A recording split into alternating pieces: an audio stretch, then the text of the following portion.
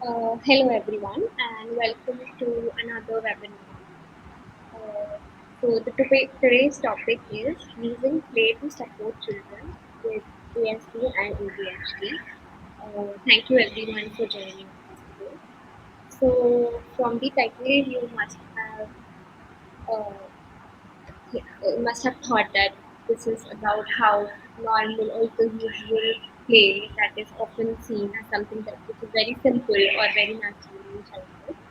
But it is very different with children with ASD and ADHD. So, as it can be a very powerful therapeutic tool, uh, through play, children can learn to communicate, regulate emotions, build relationships, improve attention, and it is also a form in which they express themselves uh, through that might words sometimes cannot. So today's session will aim at helping us better understand how intentional play-based approaches can support emotionally, socially, behaviorally, the development needs of the autism spectrum disorder and attention deficit and hyperactivity disorder. And so on that note, I would like to welcome our guest speaker, Ms. Deepshika Dev. She is a child psychologist and an adolescent psychologist with over 4 years of experience working with children, adolescents, parents, and families. She is specialized in play-based intervention for children and adolescents, particularly in addressing behavioral and social communication related concerns. Her work also includes parental counseling and group sessions with families, helping them strengthen the support system around the child. So, I welcome you, ma'am, to today's session. Yeah, so you can also go ahead with the Thank you so much for inviting me to your platform. I am honored to be able to speak on this topic, the topic which I love the most, play with children. So I would like to go ahead with the presentation now. Yeah. So play is very important, as we know, in all of our life, not just children, but also in our day-to-day activities. As we grow up, also when we hear the word play, we become really, really excited, isn't it? Everybody, when they hear that there's some games in their office or there's something they'll get to play, they'll get to interact with others, they become very happy. So, play is not just a tool to explore our surrounding, but also very, very effective as a therapy or as a therapeutic process for children for children in general who are not able to express themselves in day-to-day life. They can express through play. So today I'll specifically be speaking about children with autism spectrum disorder and attention deficit hyperactivity disorder. But to let you know that play is also very important for children who are suffering from behavioral issues, who are not able to communicate their needs, what they need from day-to-day life, or they are not able to communicate their wants from their parents or from their peers. So we through play we try to bridge that gap, and various we'll get to know what are the various ways through which we use it as a supportive tool. In this session, we will be highlighting about what is the importance of play, and overview on ASD and ADHD, understanding play therapy, and how play therapy basically helps children with both ASD and ADHD, as well as the role of parents and therapists, because it is not just the therapists who are going to do their part and then the parents are not going to do anything, nothing like that. Both the parents, it's an interactive process, so both the role of the parents as well as the therapist is very important. So, first of all, before beginning the session, I just wanted to uh, ask a small question to the host if she will be able to tell me. Um, uh, yeah. So, do you remember any toy or any activity or a place from your childhood? If you go back, can you able to remember anything like that, which you really like, which really, um, like even if you think of it today, you feel very happy. Is anything? Do you remember anything like that? So it was the time we used to uh, go after school, play with friends in my neighborhood. I think that was the time that I really like remember most of the games that we used to play at that time. So, how does How it does make you it feel? make you? I wish that I could do that even today also, Even today and also. it makes me like very happy. And it was something that I used to look forward throughout the day. Hmm. Yeah. So that is what I'm trying to emphasize over here also. The importance of play in our life is not just that every child must play someday or the other in their life because it's important for children since they're children, and then when responsibilities comes to their life, then they just focus on their studies and all. But nothing like that. Play should always be a I mean, it should be our responsibility. Every parent should know that play is a responsibility that each and every child, irrespective of their economic conditions or whatever, so they must engage in it because it not just, part of childhood, but it builds such a strong base for future. What we become in the future. It is so important. For example, in the first point, as you can see here, play is also helps in developing various skills such as your negotiation abilities, your problem solving skills, emotional intelligence, decision making. So it's just so important. For example, someday you are asked to you are the captain of your class and you are asked to solve a problem, solve a quarrel in a group, but you are not able to decide how to solve the quarrel or how to do that because maybe you never got the chance to explore what you can and what you cannot. You do not know what your capabilities are. But if you would have engaged in proper play, you would have also known that what are your abilities, what you can do, what are your strengths. Okay, the emotional intelligence part, it's very important.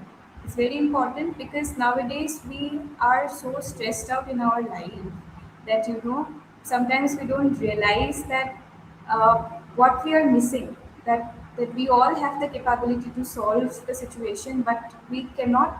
Why? Because we do not know how to. But if we engage in playful activities, if we explore our surroundings, what we have around us, if we be mindful, those are also a part of play. Okay. And again, the next point. Play begins as early as 18th week of gestation. So just imagine that a child, even before the child was born, in the womb only the baby starts to play with the mother. The baby starts to interact. When the baby kicks, the baby rolls, there is also a play that the baby is engaging in. Okay. And after the baby is born also, after the baby is born also, the baby interacts with the outer environment. How he or she does it through their sense organs, through the sensory organs, because there is no other way the baby can interact at this point. So the way they are looking at things, the way they are trying to touch things around them, the smell of their mother, they are able to recognize, they are able to differentiate from other smells.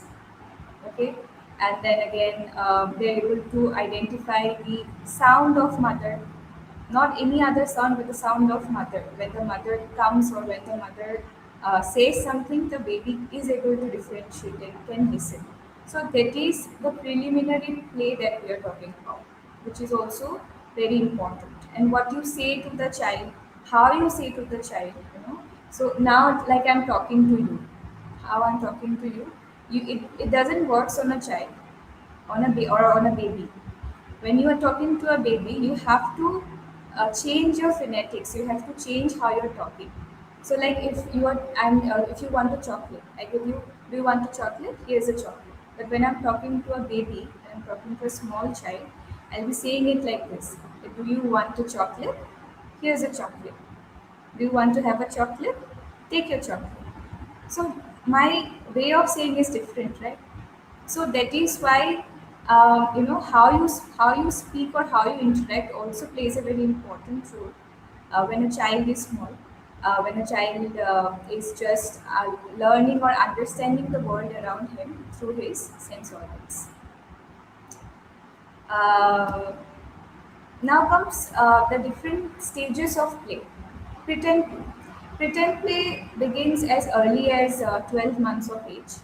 So when every child undergoes through pretend play, but on his or her own way, not necessarily in the same way like every child does, because temperament is also one thing. Every child has different kinds of temperaments, so that will depend on what kind of pretend play they engage in. But again, what we do is that when a boy starts to playing something like a girl starts to play like a girl games such as dressing up game, dressing up like a woman or dressing up like a girl. So what we do not encourage that. Okay, or when a girl starts to play like a boy, we again do not encourage that. So that is what where we are actually uh, which becomes if that becomes problematic, right? Because there we are interrupting in their initial stages of play, pretend play, which is very important. Slowly and gradually, they'll definitely understand how to play, what not to play. But at least when they're exploring their surrounding, that should be always encouraged, irrespective of what they are playing or how they are playing. It should never be discouraged. Okay. Then, by the age of 4, children spend about half of their free playtime in constructive play, extending to preschool and elementary years. So, but both constructive play and object play are similar. Now that they know how to utilize things around them, for example, I know how what this sanitizer is for, I know how to use it. So, once they start to explore their surrounding through pretend play, yeah, they also start to understand the use of it, how to use this thing. For example, here the child, both of them are making a sand castle, so they know how to use this sand castle, how to what to put in it so that the sand castle becomes more stronger in shape. And then you can also, once the sandcastle is done, you can also decorate it accordingly. So this not only helps their cooperation skills or interactive skills, but also at the same time helps to develop their fine motors and gross motor skills, which is also very important uh, as part of development for a child uh, in their early life. Physical play is similar to constructive and object play. Physical play is where you get to run, you get to cycle. So all of that comes under physical play.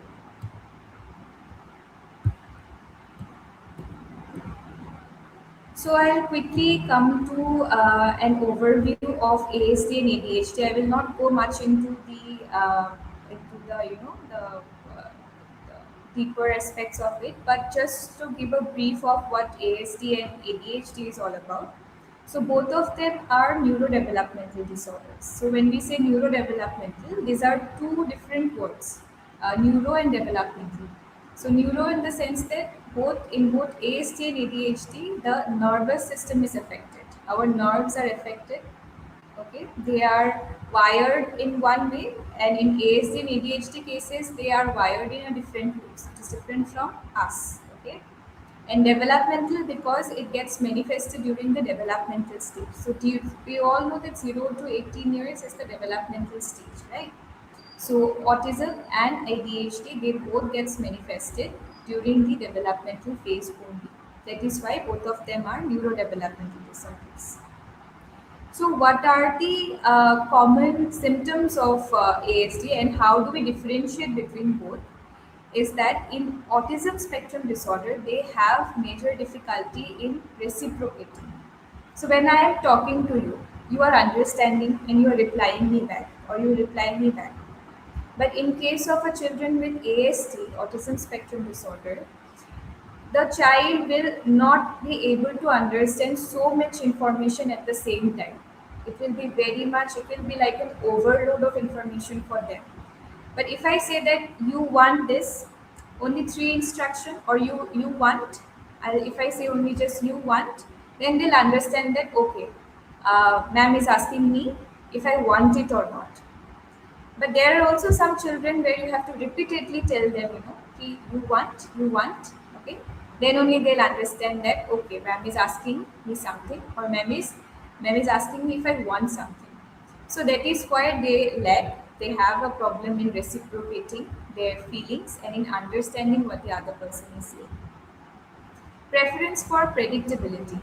So they have a preference for sameness. They have a preference for uh, if they like for example this phone, they have a preference for this phone only. So wherever they go, they'll want this phone only, particular phone. Otherwise they'll throw a fit. They will show temper tantrums. They'll be very angry, and then it becomes very difficult for them to you know to understand things around them, what is happening, what not. So they have a preference for predictability. Sensory sensitivities are also very common. So there are certain children who will hate bright lights. They do not want to go to a place where there are a lot of bright lights, or they would hate to go to places where there is a lot of crowd. Many children are screaming at the same time, or a lot of a lot of sound in the background. They will not like that. Okay, so because they are very sensitive to any kind of sensory stimulation. But it's not the same for every child with ASD. Certain child, they are either sensory to only light, or they are sensitive to only light, or sensitive to only sound. Or sometimes they are sensitive to textures also. Certain kind of textures they will not like. So that is the sensory sensitivities that I'm talking about. Again, change in challenging flexible interaction. Same as difficulty with social reciprocity, they have difficulty in interacting or having a one-to-one conversation. In a child with ADHD, attention deficit hyperactivity disorder, they have difficulty with attention and impulse control. Okay, so basically in ADHD, they are either on two spectrums: hyperactive, inattentive, or both hyperactive, inattentive at the same time. Okay, so they have difficulty with attending to what the other person is saying, or in classroom they will not be able to concentrate at all in the classroom, and they'll always have this urgency to get up from the place and then run around. Okay, because they have very difficulty to control their impulses to sit in one place. They have difficulty staying regulated and focused, which is very much self-explanatory only, that since they cannot stay at one place, which is why, and cannot be attentive. That is why they remain less focused in whatever work they are trying to do. They cannot do it for more than 1 minute or 2 minutes. So that is the problem that they have, and they are very very active. So it is like, we say that a child driven by a motor, we say. That is because they cannot just remain at one place, and they'll just keep on running. They have difficulty in understanding that others are having issues. They do not have that that idea that in a classroom they must be sitting and they must be doing their work. Whenever the work is given, they must do it. They do not have that idea. Okay, so they'll start to scream. They'll start to communicate through by just crawling on the floor, throwing a tantrum. So that is their way of communication basically. We know that it is not a proper behavior, it is a maladaptive behavior, but they do not have any idea about that. So that is the basic difference between ASD and ADHD. So now we come to play therapy. Okay, it's how we use play as a therapy to understand these children or to provide intervention to just these children, especially children with ASD and ADHD, because most of the children that I have worked with are on the spectrum. So play is very important along with the other methods of intervention, including occupational therapy, speech therapy, and all of that, behavioral modification. So along with that, play therapy is also something that every child must go through. Every child must have at least certain or few sessions of play therapy along with the other therapeutic processes. It is very important, and each and everybody should recommend it. So play as a therapy, it uses as a therapy. It helps children to express their emotions, process any kind of experiences around them. It helps them to communicate when words they do not they fall short when they fall short of words through play, so that they can communicate themselves. That is what we always aim. Okay. Play therapy has four stages. So it goes in a stage-wise format. We just we don't randomly just start a play therapy. There is a science behind it. There is a process behind it. So we'll go through that process. The first stage is the exploratory stage. So in this stage, what we do is that we try to make the child uh, we try to make the child comfortable in the environment that he or she is in. When the child first comes in the playroom, the child must feel welcome. The child must feel that this is the place where I have to spend certain amount of sessions. I have to spend certain amount of time with the therapist. So this is the space where I will be for the next few sessions, for the next 1 hour. Yeah, the next 1 hour. So I have to adjust to this situation. So the in the first few 1 or 2 sessions, the therapist also they do not pressurizes the child much, that what they have to play or what they have to do or something like that. Just allow the child to explore whatever is there in the playroom. Okay. Once the child starts to get comfortable around the therapist in the playroom, then we begin the actual process of doing the therapy. So when we start to play certain activities or do certain activities with the child, before that we make certain goals. We keep certain short-term goals as well as long-term goals. Short-term goals, over the time, over a week or two, we do a follow-up. We give a home plan, and on the if the we give a home plan with the parents basically, and ask them that whatever we are doing in the therapy session, also do the same thing when the child goes to home, so that the child understands that these things are important. He or she needs to develop, or he or she needs to inculcate this in his or her own routine. Okay, it should be a routine for the child. So when we try to expose the child to all the negative behaviors that he or she has, definitely the child will resist. That is why the resistance stage comes the next. Okay. So in the resistance stage, the child creates a lot of disturbances around the therapy session. If the child has a habit of harming himself or herself, the child might do that. The therapist also has to stay very much aware that the child, that there is no sharp objects in and around the play area or the playroom, because the child might have a tendency to use it, have a tendency to harm himself or herself or the therapist. So that should be made sure. Okay. And then even if the child is throwing a tantrum, even if the child is throwing a fit, it is very important that the therapist has all the necessary tools to calm him down. Okay.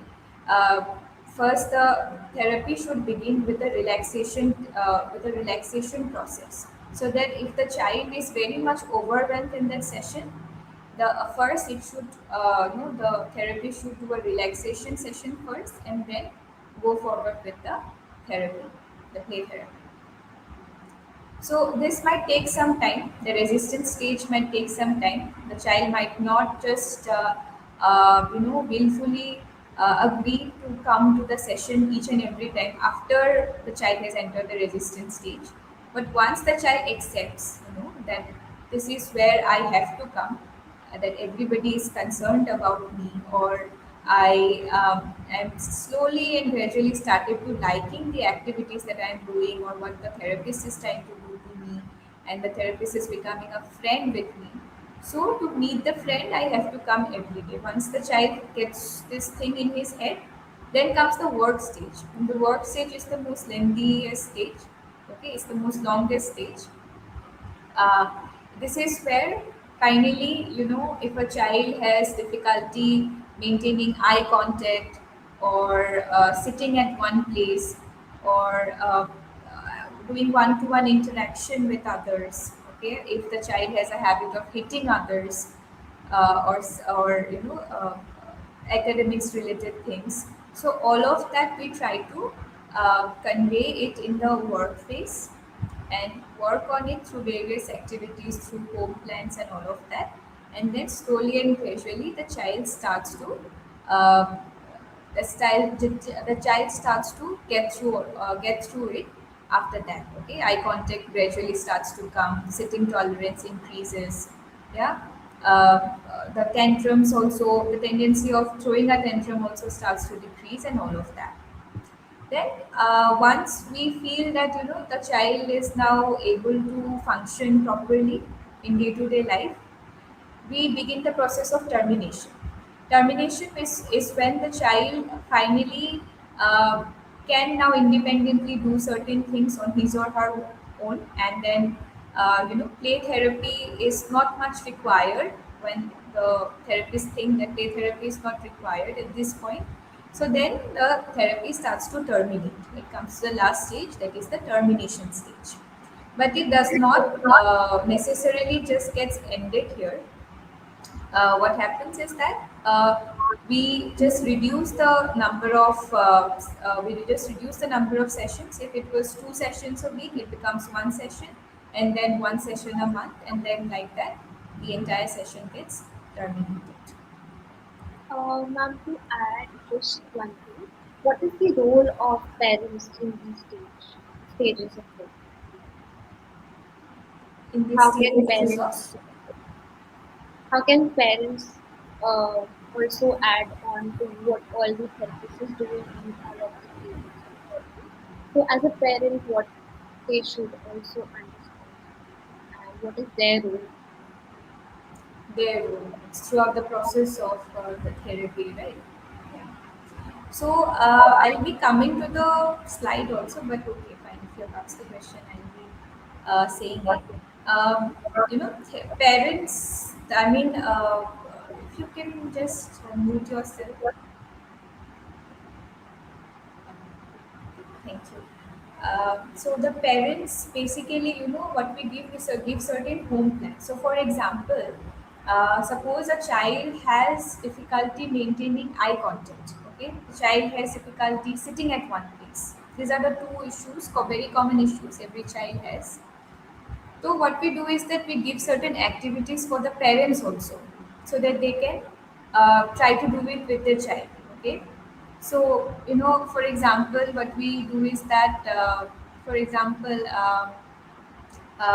certain activities such as dot joining, okay, dot joining, or fingerprinting, or maybe following a thing. Okay, we can ask the parents to just draw something on a board in the wall, and then just do it like this. Okay, just draw something like a curve or something like that, and ask the child to follow it, to follow what the mother is doing. Okay, or what the mother is drawing on the board, or just sit at one place and the mother joins one dot and then asks the child to join the other dot. So a group kind activity also happens. They also bond with the mother The fathers can also join in it. So those are the kind of activities that we give for the parents to do. And if the child is successfully doing it, we also encourage the parents to give them a reward. Okay, we ask them to give them to eat something, or to praise that they have done a good job. So reinforcement is also very much necessary. We also do it, the therapists also do it, but we also encourage the parents to do it. And certain such kind of activities we ask them to do it at home. That is all. Yeah. So, ma'am, especially in the second stage, the resistance stage, the child is uh, throwing tantrums or is not being very cooperative.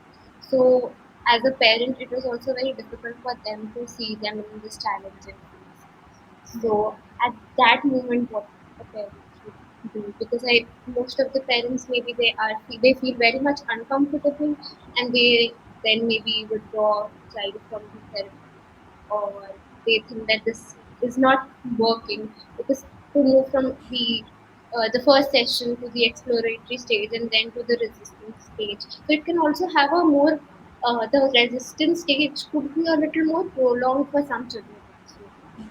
So in True. that case, what would a parent should understand, or how will you help a parent understand the challenging phase for the child?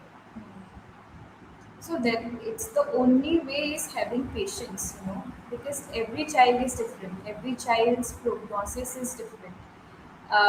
Even though they have the same diagnosis, they fall under the same spectrum, but how a child is responding to the therapy and how another child is responding is very different. So it is for the parent, first of all, very important to understand that they must have patience, and they must celebrate each and every improvement that the child is doing. Okay, they should not have a hill of expectations that my child, I am doing so much for the child, why is my child not responding, or why is my child not improving even after giving so many sessions, how many more, so those are the kind of questions that they have. And when they see children around them that they are doing so good, even after taking therapy, why is my child not doing so it's like they have to trust the process. The only thing is that they have to trust the process. And if you know uh, if the therapists are doing their job, and if they are also doing their job, whatever home plans the therapist is giving, if they are doing it properly, then definitely the child will improve. Even if one person, the child will improve. Also, when it comes to temper tantrums, what happens, like the cases that I have seen generally, parents, they try to, they'll either shout at the child. Okay, they'll either shout, or they will just give some other alternative to the child. If not this, then that. So what happens is that the child never gets a time to understand what the problem is or where the problem is. The child is anyways getting that thing. So even if the child is throwing a tantrum, he knows that I will have an alternative anyways. So you should never give an alternative to the child. Okay, so if the child is throwing a tantrum, let that phase go. Okay, you have to ignore that phase. Your mind will go very much here and there, that what should I do now? I understand, but you have to be strong enough, and you have to ignore, and you have to let that phase pass away. Then when the child is calm down, you sit with the child and you talk with the child, what is going on. Okay, what is going on, what are the emotions. So we do this emotional thing, that we try to make the child understand what are the different kinds of emotions, what are you feeling, why are you feeling. We try to make the child understand. So the parents can also do this thing. So you are feeling angry, okay, I understand you are feeling angry, you need this. Okay, why do we need this, do we need this now? If not, then we should not scream, we should not shout. Okay, so the next time you shouldn't be doing this. You will get the thing, definitely you will get the thing, but not at the extent of this. Okay, so it will not work when the child is throwing a tantrum, it will never work. So the parent should never try to interfere when the child is having a temper tantrum. Let the phase pass, and then try to sit with the child and then talk. The child will definitely listen when the child is calm down.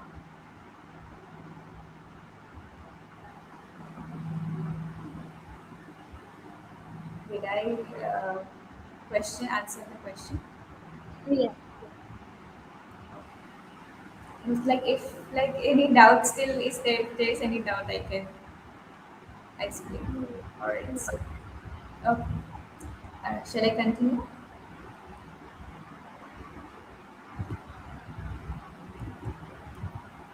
This is just a pictorial of how the basically the phase goes, starting from building the trust, expressing needs. During this is the resistant phase. That is why it shows a curve downwards. And then once the child starts to respond well, the curve again goes up. So it is a simple curve, this thing about graph about the entire process. So, how play therapy, according to the areas of areas of development, I have separated that how play therapy works according to each area of development. So, when it comes to communication, how play therapy works, it encourages the child to express, it encourages the child to interact. Okay, basically, for example, uh, maybe the child has echolalia. What is echolalia? When the child repeats a word again and again and again, that is called echolalia. Okay. So if the child has an issue of echolalia, through play therapy, we work on it, we work on the process. Uh, what we do is that we work on giving command to the child. Um, for example, the child has difficulty to understand the command of needing something and taking something. So the child will, since the child doesn't know how to ask for a thing, the child will just take it, just snatch it or just take it from the other person. So what we try to do is that we try to make the child understand that you have to ask. If you need water, you have to ask, give me water. Okay. So we first try to start with two words instruction, give water, and then slowly and gradually we increase the level of difficulty and ask the child to form a proper sentence that give me water, I want water, like that. We increase the intensity of the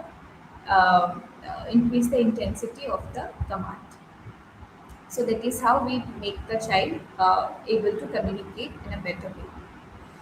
Then again, as I already mentioned about these things, social skills like eye contact, turn taking, sitting tolerance, joint attention, these are all part of social skills.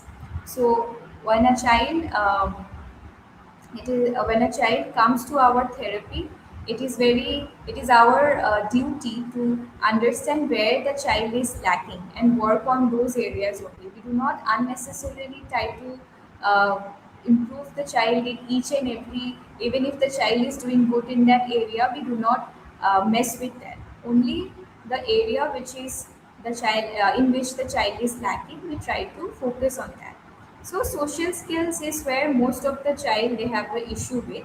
So most of our play therapy sessions revolve around social skills only.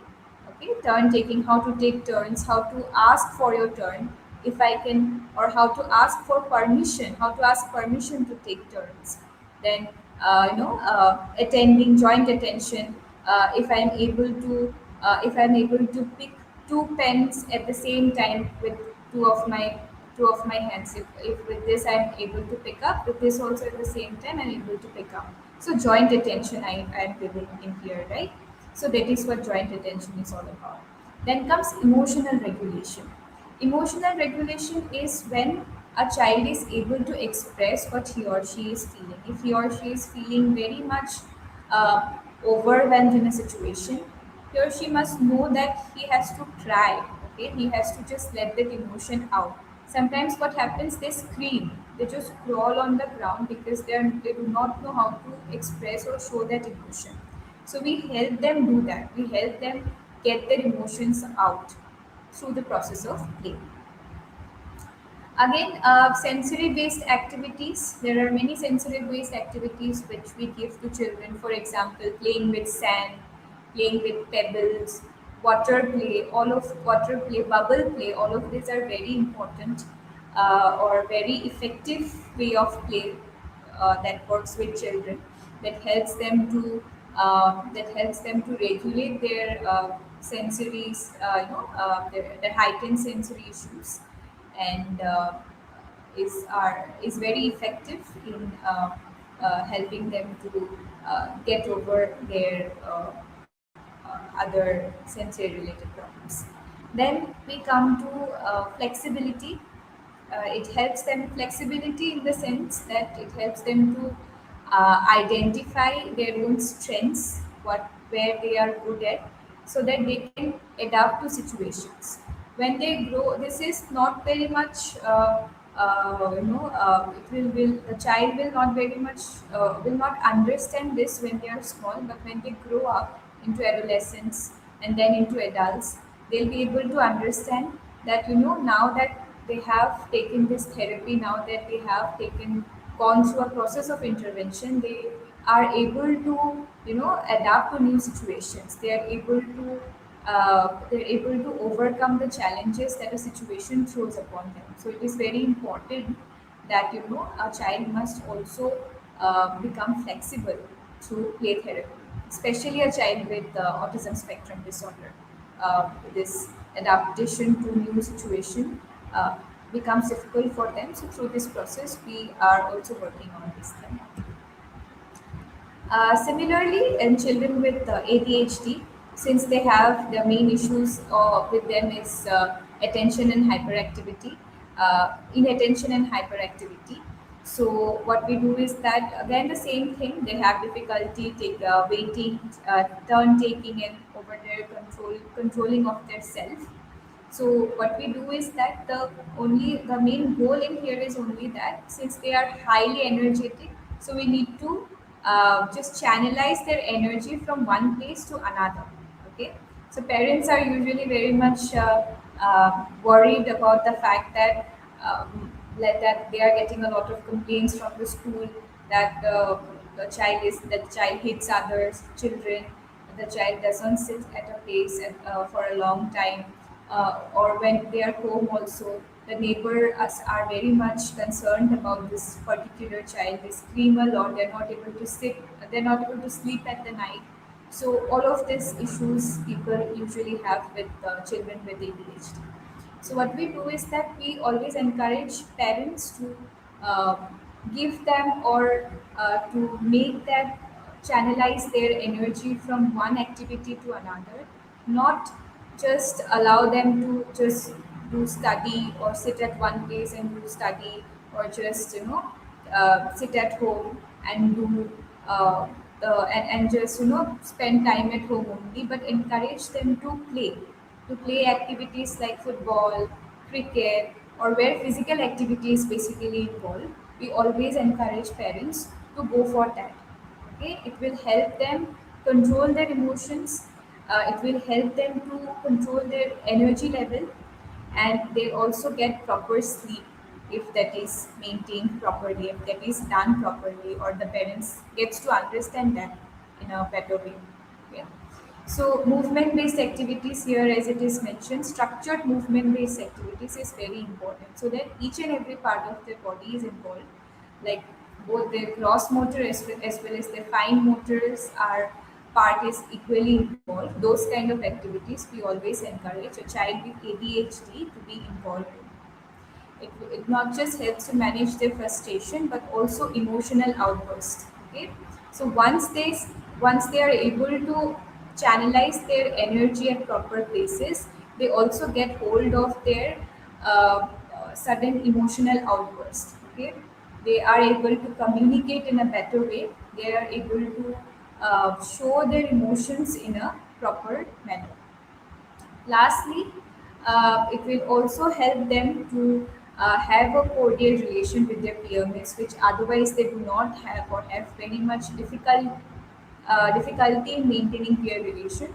So play therapy also encourages and focuses on helping the child to be cooperative with their peer mates, and make good relations with others. So it is not just a role of the therapist to get the child better, but also the role of the parents. It is always a cooperative venture. The therapist is doing his or her part in the therapy session only, but most of the time the child is with the parents. So very important that the parents understand that it is a process where they need to trust, where they need to trust that it is going to help, the child is going to get better at some point or the other. It's just that they need to have patience, they need to have the courage to go through this process, to let the child get into this process fully, and to trust the therapist also with whatever he or she is doing. And not just, most of the time it happens is that only the mothers are doing their best, or mothers are bringing their child to the therapist, and the fathers mostly are absent from the therapy sessions. But this shouldn't be the case. Just like the mother, the father's role is also very much important in each and every therapy session, each and every session that the child goes through.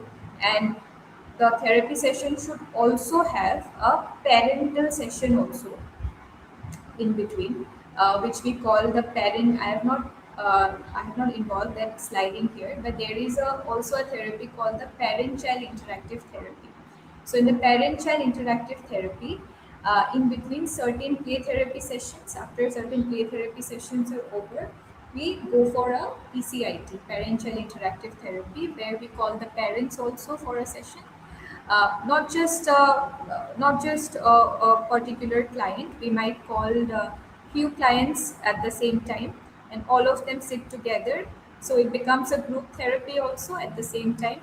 All the parents, they get to spend a quality time with the child, get to know the child, what the child has improved, what the child can do, and then they also feel good when they interact with other parents uh, who are going through the same pain, who are going through the same turmoil that they are, and they, and when they express themselves, what they are going through, what they're feeling, they feel really good after the session.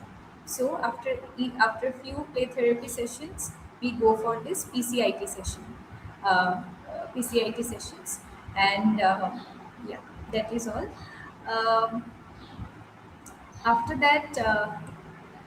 After that, at last, I would just like to conclude by saying that play should always be encouraged, not just for a child with condition like ASD and ADHD, but for each and every children. Play is very, very important, because oftentimes we see that we today have a condition called virtual autism, where the child was okay before using mobile phones, but after using mobile phones, the child now doesn't interact, or the child is not responding properly, doesn't respond to his or her name, and is showing behavior very much similar to a child with autism.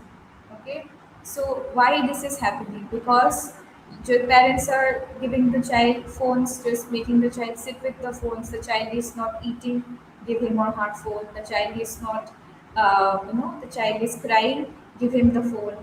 The child is throwing a temper, give him the phone. So what we are doing is that instead of allowing the child to go out and play with others, we are just making the child sit with that phone. So this is coming in between their ways of expressions, their ways of learning skills, their ways of learning how to make decisions, how to negotiate with others, how to adapt to new situations, and all of those things also affecting their academics very much badly. So play therapy comes. No child should be coming to this extent that they need play therapy. Okay, play therapy is a supportive therapy. If play is already in their life, if parents are already aware of the importance of play, play therapy will never be required as a supportive tool for them. So it is very important that the awareness is spread amongst everybody, and so that every child with or without a condition must experience the benefits of play in their day-to-day life. So with this, I would like to conclude. Thank you so much for patiently listening to me. So, as we wrap up today's session, I would like to thank everyone who has joined us today, and also thank you, ma'am, for a very valuable session. Thank you for sharing your experiences, also giving us practical strategies, techniques as to how parents can also uh, have a role in the therapy process. And again, thank you everyone for joining in. If you have any queries or any questions related to today's session, you can comment and we'll get back to you with the answer and get doubt or any query to your doubts. So, wishing you all a wonderful